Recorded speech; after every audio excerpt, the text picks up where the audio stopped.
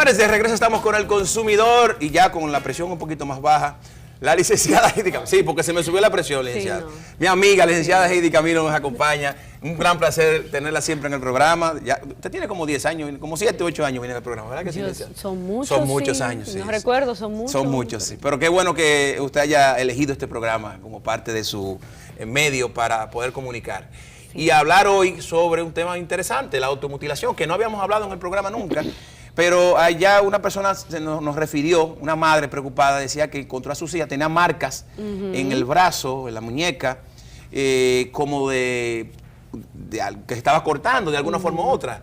Y decidimos llamarla a usted para que nos explicara por qué una joven o una persona haría eso.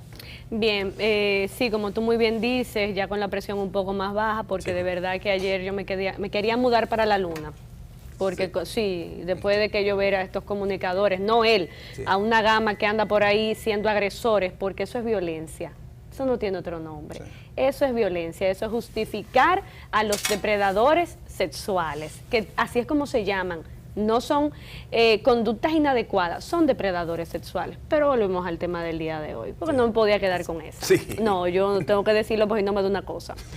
Cuando hablamos de automutilación, Pablo, o cutting, como también se le llama en inglés, es una conducta que pasa mucho en adolescentes.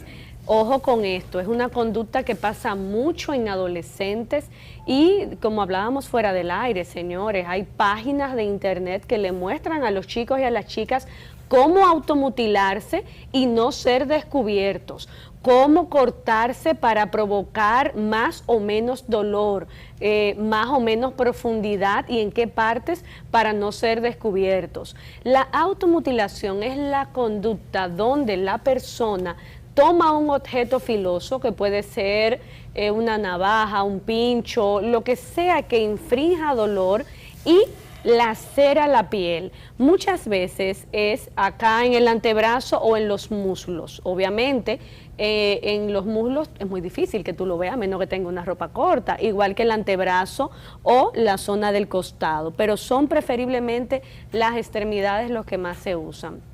Cuando hablamos de la automutilación, hablamos de estas pequeñas cortaduras que tienen como intención que la persona libere a través de esto la presión, la culpa, la angustia y el dolor emocional que está viviendo. Okay.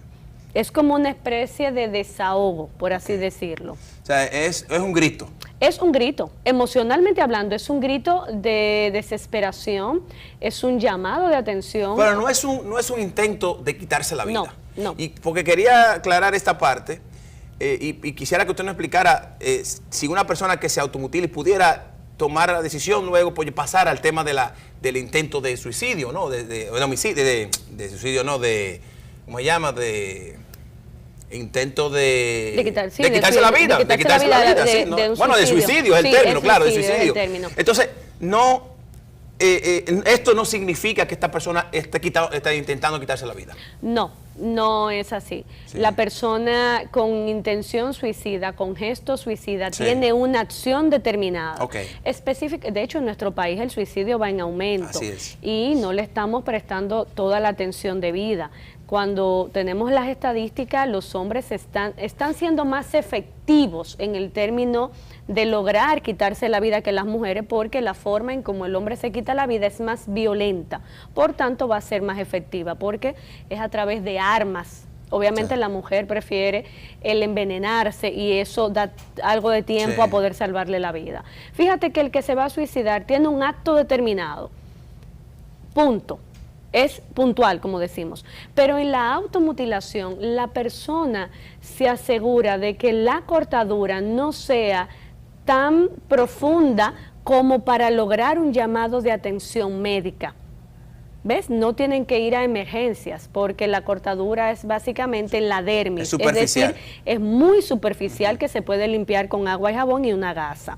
Entonces, es un llamado de atención donde la persona puede estar siendo víctima de muchas cosas. Una de ellas puede ser el abuso sexual infantil.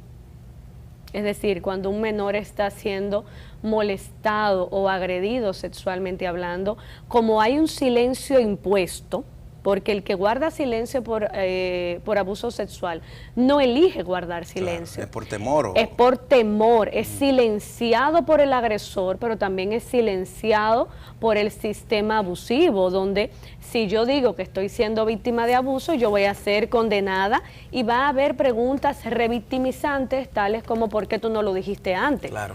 Eso ya es culpa. Bueno, está pasando con el caso del periodista, comunicador Pablo Rostel, que la niña hablaba, tenía temor, como él era una persona muy influyente, de que pudiera afectar a su mamá. Claro. O sea, es un tema que es muy está muy presente en estas situaciones que usted plantea, del temor por ese tipo de cosas, represalias o temor a que no le crean, porque muchas veces los padres no le creen. Muchísimo. No le creen a las niñas, dicen, no, tú te estás inventando eso. Entonces, o eso no fue así como tú lo viste, eso no fue la intención.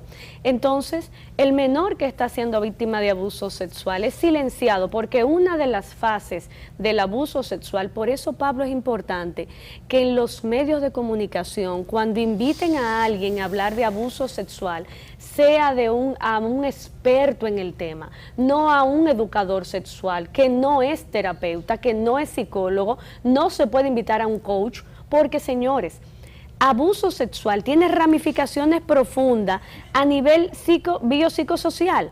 Es decir, no es solamente el abuso, es la injerencia de este tema en los elementos biológicos, sí, en los elementos psicológicos, en los elementos sociales, que es la familia. Claro. Entonces es importante siempre trabajar con alguien que es un experto en atención, es decir, alguien que atiende a víctimas de abuso. Sí.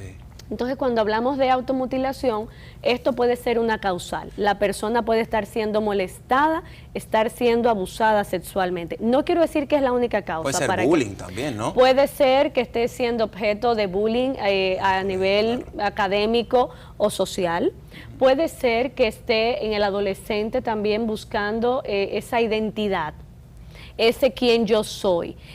Erickson le llamaba crisis de la identidad, sí, porque en la adolescencia esta formación del quién soy y cómo me siento en relación a quién soy, es decir, los aspectos emocionales, sí, que tienen que ver acerca de lo que yo siento y pienso ser como ser humano, cuando eso entra en conflicto con el sistema de creencias familiar, social o personal, se vive mucha angustia, se vive mucho dolor y el adolescente a veces se muestra irritable, molesto. Bueno, tú tienes adolescentes, hay un día que amanecen bien y otro día que tú no sabes. Yo ni sé cómo entrarle. Sí, que hay un día que amanece y estamos hablando de sin ningún tipo de situación. Día viene, hola papi, ¿cómo tú estás? Y otro día. Dime. Y entonces, dime. Y entonces tú vas con todo el... Yo voy con todo el cariño pensando que el día de ayer va a ser igual que el de hoy. Y me dan ese baño de agua fría. Que los padres a veces eso nos afecta. A mí me afecta eso, ¿eh? Yo tengo que admitirlo. Me incomoda. Y te da pique, pero ¿por qué que esa muchacha así tan desabrida? Hay un día que quiere ir para donde la abuela de mil amores. Y ay, es la primera que se sube y hay otro día que ya no va para allá. Sí. Entonces las abuelas se incomodan porque esta muchacha que antes me brincaba y me saltaba y ya no me brinca. Pero es eso, es que el adolescente está en ese tránsito, señores, en ese tránsito de la búsqueda del quién soy. Y cuando empieza a conflictuarse con todos los sistemas, empieza a vivir mucha angustia, mucho dolor, mucha vergüenza, y el cortarse libera presión, porque cuando el cuerpo es inteligente, como tú decías, cuando nos laceramos, en el momento sentimos mucho dolor, sí, pero un momentito después sentimos que se calma. ¿Por qué? Porque, bueno, estamos hablando de una cortadura pequeña, sí, porque el cuerpo, el encéfalo empieza a secretar las sustancias, norepinefrina, me parece que empieza a cubrir la herida, sí, para mitigar el dolor, es decir, empiezan una serie de neurotransmisores a bombardear el área afectada para, vamos a decir, hacer una pared de contención entre la herida y el encéfalo para no sentir dolor. ¿Puede sentir placer?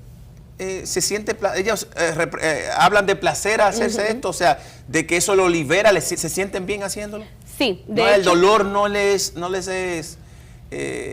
molesta. Mira qué pasa, estamos hablando de unas cortaduras, claro. Mira qué pasa, que neurológicamente hablando, los centros del placer y del dolor están muy cerca, demasiado cerca, y a veces pueden hacer unos cruces, donde a través del corte, en el momento del corte hay una sensación de dolor, pero cuando el corte termina, esa sensación de placer, porque ha habido una liberación. Sí. Yo tengo pacientes que se automutilan, sí, y muchos me decían, mujeres y hombres, no es una conducta de algún sexo indeterminado, lo puede hacer perfectamente.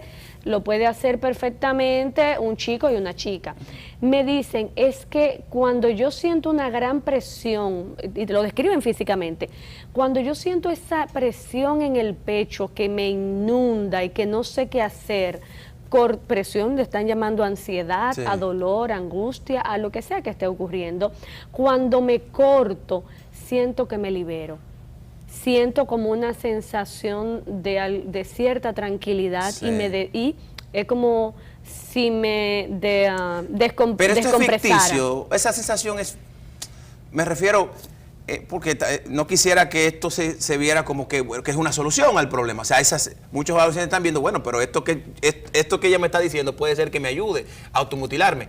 ¿Qué puede ser la parte negativa de esto de la automutilación? De hecho, lo tiene todo negativo. Todo negativo. Todo claro. negativo. Es una conducta patológica, sí, que va a llevarte a una situación sintomática. ¿A qué me refiero? El tema de la automutilación, expliqué algunas de las causas, pero hay otras, como es la aparición de una psicosis, de una esquizofrenia, de un trastorno límite, claro, de la personalidad.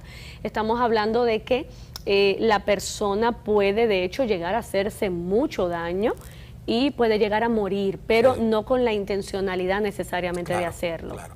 Licenciada, entonces, ¿qué se le recomienda a esa madre que nos está viendo en este momento, ese papá que está viendo que su niña, su niño, su adolescente está haciendo esta situación? ¿Qué usted le recomienda hacer? Mira, definitivamente tenemos que ver la parte terapéutica y hacer una evaluación psicopsiquiátrica profunda. ¿A qué me refiero? Si es un tema meramente psicológico, sí, pues se hace una intervención, pero si hay un elemento psiquiátrico como tal vez el inicio de una esquizofrenia, tenemos muchas veces que indicar una medicación.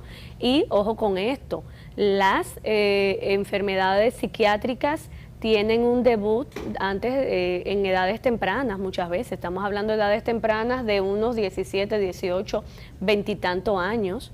Ojo con esto, sí, hay que hacer una evaluación profunda porque luego la persona puede aparecer con un episodio psicótico muy crónico, pero ya nos estaba dando luces desde el principio, o un trastorno límite de la personalidad, donde tiene conductas de riesgo muy crónicas y tenemos que tener atención primaria, es decir, prevención en todo el sentido de la palabra. Sí. De verdad que, licenciada, muchísimas gracias. Le pido disculpas por el tiempo, porque el comentario inicial sé que se prolongó un poquito y sí, tenemos sí, que utilizar poco el tiempo. Tenemos a Alejandro con nosotros, pero que nos gustaría que regrese. Usted sabe que usted es su casa, sí, y usted tiene que volver para que hablemos de eso y también hablar del tema del abuso, porque de verdad que realmente, si yo hubiera sabido que iba a hacer ese comentario hoy, yo hubiese cambiado el tema de automutilación al otro, porque la realidad es que hay que orientar. Pero usted viene, Jenny, póngala para la semana que viene, para que la licenciada venga con nosotros y hablemos de ese tema del abuso y de ese criterio que tenemos los hombres en la República Dominicana. ¿Cómo podemos cambiar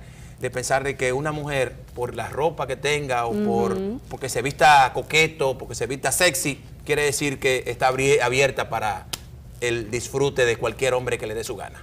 Sí, hay que hablarlo, siempre. Un gran placer. Nos vamos a la pausa, señores. Cuando regresemos, nuestro chef Alejandro Abreu nos acompaña. No se vayan, estamos en unos segunditos.